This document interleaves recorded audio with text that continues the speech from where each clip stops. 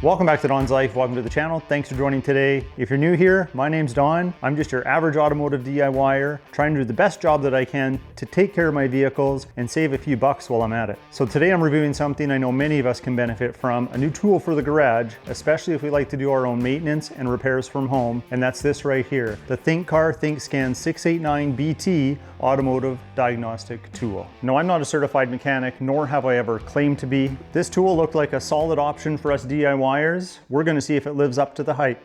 Let's go.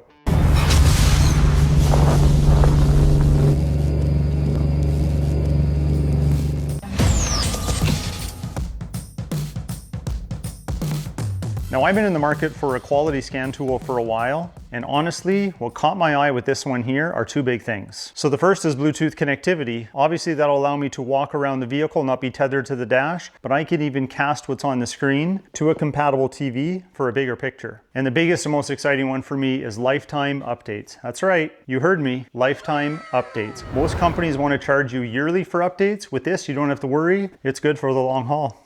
Yeah, it's free. It's super annoying, but one of the biggest hidden costs with many OBD2 scan tools are the continuous software updates. Most people don't think about this, but after a year or two, their fancy new scanner might start asking them for money just to stay current. Now, with a little research, I was able to come up with this table that kind of gives you an idea of what these costs could look like. Even mid-range tools from popular brands usually give you a year or two of free updates, then start charging $75 or more per year, and that adds up fast. So if you're like me and you don't want to spend a fortune and you just want to do a one-time purchase and not have to worry in a year or two if you have to shell out some more money, well, at least on paper, this one looks like a win. Now, before we jump into the features and look at the unboxing, heads up, every vehicle is different. Depending on the make, model, and year, some features may be available, some may not. So if you're expecting a one-size-fits-all application for this type of diagnostic tool, well, I'm sorry to disappoint you, but it won't work on a vehicle like this. It predates OBD2 standards. So again, some functions will be available on one vehicle, but maybe not another. Now, this is a bi-directional scanner, meaning not only can it read information, but it can send commands. Those commands that it can send can sometimes manipulate certain modules, test them out. We're not going to be able to do that with everything today. Today's going to be diagnosing each of the vehicles that are parked here in the driveway. We are just going to figure out what might be wrong with them, get some ideas or some insights into the capabilities of what the 689BT can do. And if I'm being honest, I'm a little bit worried about what I might find. I don't mind doing the diagnostics and figuring out what's wrong with these vehicles, but that means I probably have some extra work to do, but at least we can keep it true DIY style and not pay a shop to do it. So no more delays, let's get this thing opened and start putting it to the test.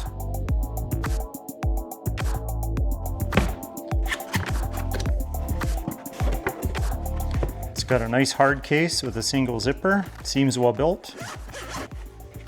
You got our quick start manual here.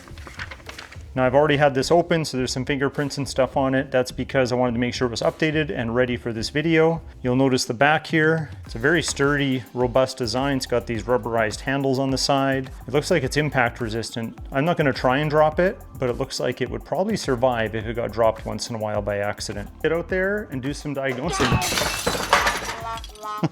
You probably noticed the OBD2 plug right here. It's actually magnetized, so it fits in here.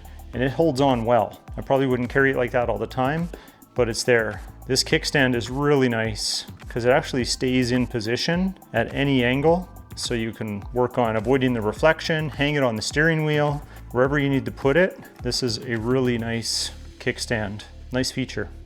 You have your USB A and C ports on the top, power button there. It also has a built-in speaker, so we can go onto the internet, maybe watch a YouTube video, figure out a fix for something that we've diagnosed. Really handy. Also in the box, we have different adapters for different voltage systems around the world. We have an OBD2 port adapter cable. Many BMWs will use an Ethernet connection simultaneously with the OBD2 port. So we have that cable here. We have our USB-C to USB-A cable. We have a USB 2.0 to Ethernet cable, or a network cable. We have our network cable here. And then we have our packing slip to make sure nothing that I went over is missing. Now, I'm in a very well lit garage. You can see how bright the screen actually is. And I don't have the brightness all the way up, it actually goes higher. So I'll leave it where it was. Just gonna take this off of here. As you can see, the layout doesn't really look overwhelming. We just have lots of different features that we can have a look at. So let's do that now. Okay, I'll do my best to do a quick high-level run through of the features of the Thinkscan 689BT. But first, we're going to turn on the screen capture option.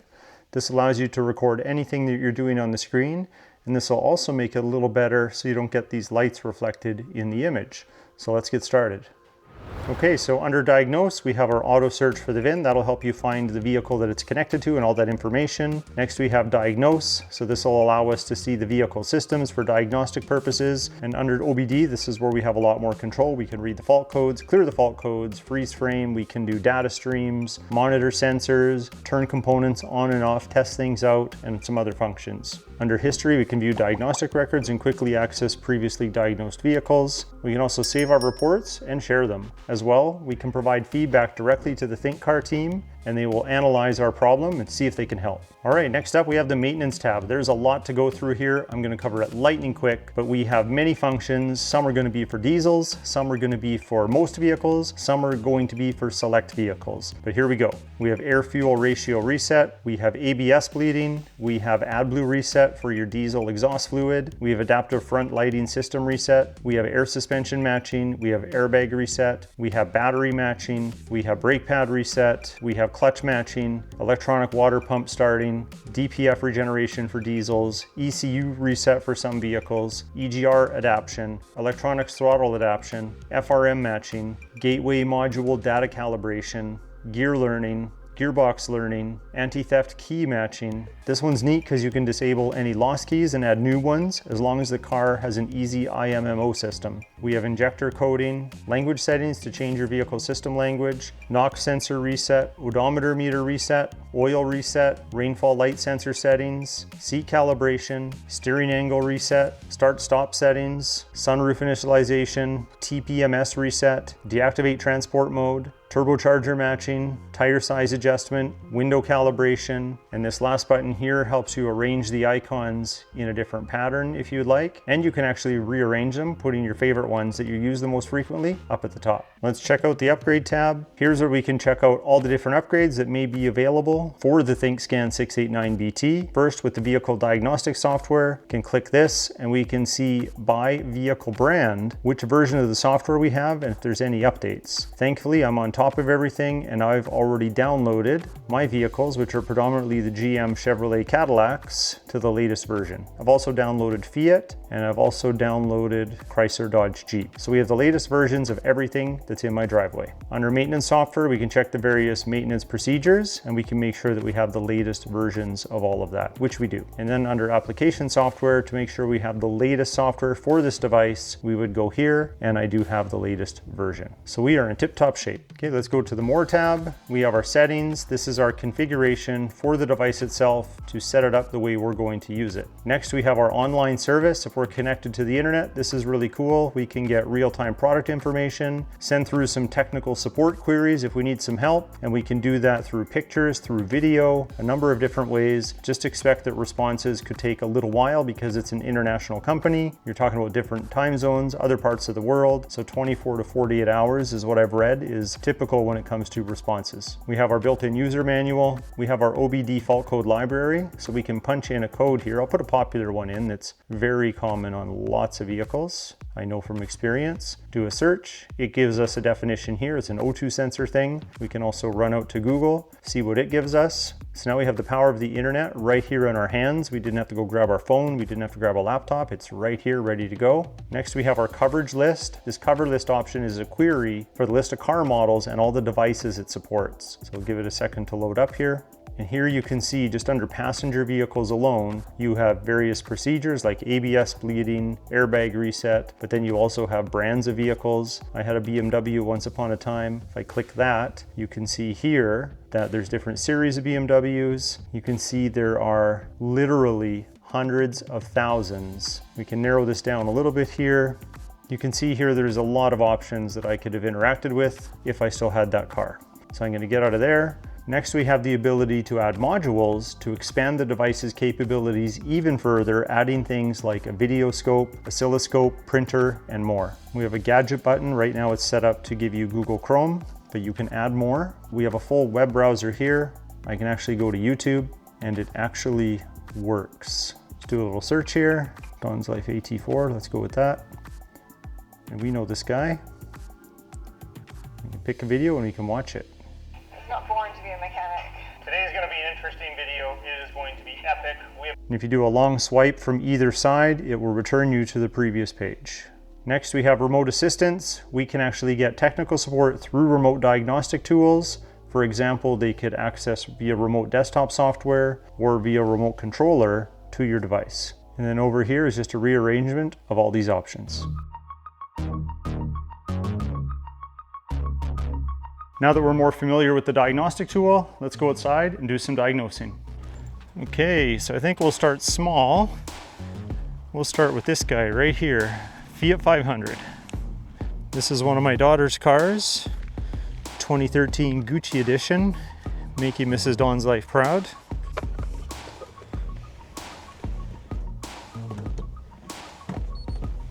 All right, so what we want to do here is get set up. Look at this, we can hang our tablet right here. Look at that, very convenient. We're going to turn the ignition, not to run the engine, but just to turn on all the accessories. Just this way, more of the modules are turned on so we can get a better report when we go to do our scan. So let's get that started. So we're going to do the auto search. It's connecting to the OBD2 port. Now we're scanning. That looks pretty cool. Futuristic like the Matrix.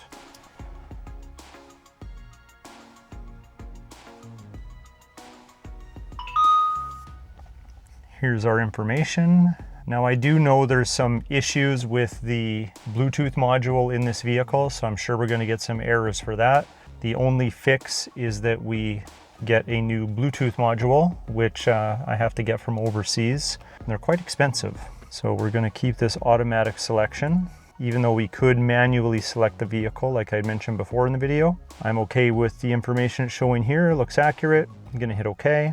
That brings us to our options. So we are going to do a health report, and this will do a quick test of our systems automatically, check all the modules. You can see we have the body control module, the radio, and the instrument panel cluster all showing problems. I believe they are all related to each other because of this bad Bluetooth module. But let's see what this suggests when it comes to fixing these things. So because I think it is the radio, we'll go to this active fault right here. You can see the one that says UI 173387, and we can see here the Blue and Me, which is their name for that module. It's not working, and it's talking about a lot of the symptoms that I have. We have a flashing odometer. Bluetooth audio does not work in this vehicle, so I believe that the internet has done a good job of understanding what this fix is. Swipe to the left, and we can see all the stuff that's good. So this pointed us in the right direction and aligns with what I already knew about this vehicle.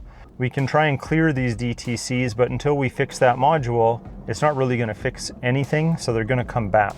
So I'm just going to show you how easy it is to clear a code. So if I did put the fix in and then cleared these codes, they normally wouldn't come back. So you can see that the body control module isn't giving the error because I haven't started the vehicle to re-report that code. But it says it's cleared it for now. But I'm sure once we start driving, hook this up again, that BCM code will come back. So that's pretty cool. Well, that's one vehicle down. Let's go check out the next one. Okay, we're gonna do Mrs. DONSLIFE's Escalade. We actually had a check engine light pop up a few days ago. It's resolved itself, but just maybe there'll be a stored code in here and we can see what's up.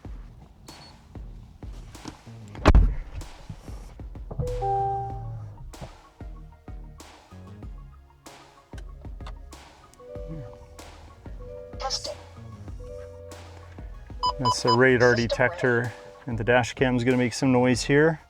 Recording. 3 channels started. All right, let's get started. Do the auto VIN search again. It's connecting to the adapter. We're in. It's a GM non-electric. There we go. Let's see the trim level and everything. Perfect. Okay, I'm going to go with the automatic. Tells us here to make sure that we have the ignition on, just not the engine. Tells us how to do that, which I already knew. Now it should bring us to the main screen once this is all confirmed. That information looks right. Now we're on the main screen. So I'm gonna do something a little different this time. I'm going to do a system scan and then the health report. So this is checking to see all the modules that are equipped on this vehicle, and it'll give us a list of those. Okay, this scan does take a little bit longer. Okay, so that's done. You can see here all of the equipped modules. This way, if you had any questions about what was available to test, now we know.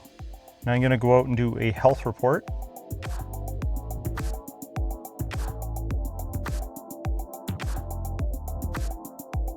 Okay, so here's our summary. 28 system found, 44 DTCs. Remember, we had a weird anomaly a few days ago, and the indicator lights on the dash lit up like a Christmas tree with a bunch of warnings. And we see that a lot of these are in history, but they're not active. So a lot of this is historical. When I go through here, I don't necessarily see any active ones. So we could clear all of these and do a rescan. This just goes to show you, past or present, how many things it can pick up in your vehicle that may be of a concern. Okay, 2 vehicles diagnosed. Let's go for a third.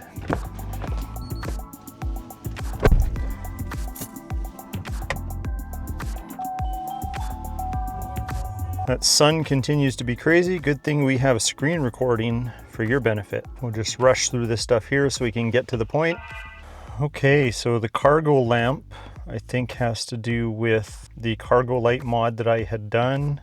We do have a side view camera issue in my mirror, which just happened today actually. The camera went out, so we'll have to investigate that. And lost communication with radio. So a few things to investigate. If anyone owns one of these trucks, they know just how glitchy some of the electrical systems can be. So this is stuff that really doesn't concern me too much. But either way, I'll investigate them, and at least this tells me where to start. Also, you can test these modules to see if they're functioning or communicating properly. So we are going to test one right now. We are going to do an actuation test. We're going to select the left side object detection indicator, and we are going to toggle it from on to off. So it communicated, it turned it on, no fault, and then we can turn it back off. So this is nice because we can actually communicate with modules, turning them on and off to see if they're functioning or to see if there's a problem communicating with them. All right, I've reviewed all the DTCs that we had. I felt good about clearing them, and now we have a clean bill of health, and my mirror camera has returned so we can see it there. So I'm pretty happy with how this thing's working so far. The amount of data that you can see goes quite deep. On my truck here with all the camera tech, I can actually take a look and get information about each of the cameras and if they're functioning within the proper range. Just crazy the amount of things that you can do here. Okay, I've got the truck running now. Let's do some live data. It's checking the protocols. We're CAN bus, so that's why it's saying match. It's just checking them all. So go into that one there. Go into our data stream. So let's do live data. You can see how much we have here. We got 71 things we can check. Let's check throttle position.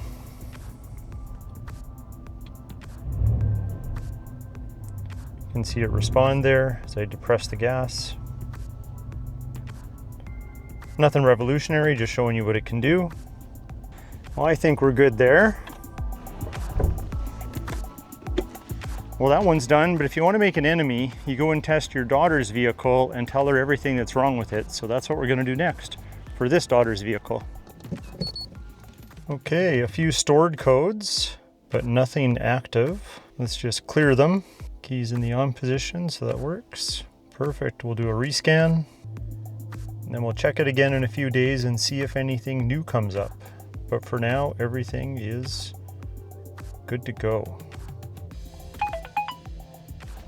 Don't worry, I put all her radio settings and climate control settings exactly where they were. Otherwise, she'll be pretty upset with me. Well, that one's done, but one more just came home. So let's get the keys. There. I have 4 daughters, that's why there's so many vehicles here.